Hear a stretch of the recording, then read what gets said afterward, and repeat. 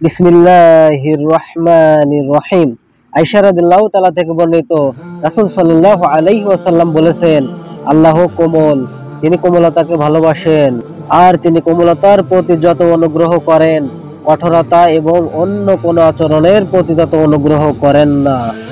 মুসলিমের অপর এক বর্ণনায় আছে, একদা রাসূল সাল্লাল্লাহু আলাইহি ওয়াসাল্লাম আয়েশা রাদিয়াল্লাহু তাআলাকে বলেন, কোমলতা নিজের জন্য বাধ্যতামূলক করে নাও এবং কঠোরতা ও নির্লজ্জতা হতে নিজেকে বাঁচাও, কারণ যাতে নম্রতা ও কোমলতা থাকে তার সৌন্দর্য বৃদ্ধি হয়, আর যাতে কোমলতা থাকে না তা দোষণীয় হয়ে পড়ে। মুসলিম মেশকাত, হাদিসের মান সহিহ হাদিস।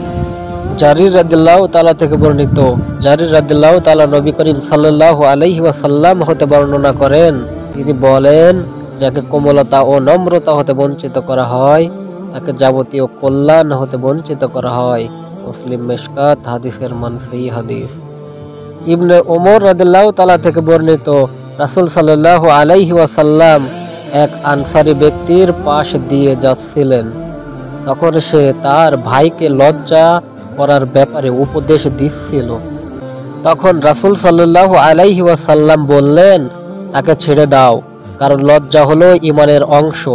বুখারী, মুসলিম মেশকাত, হাদিসের মান সহিহ হাদিস।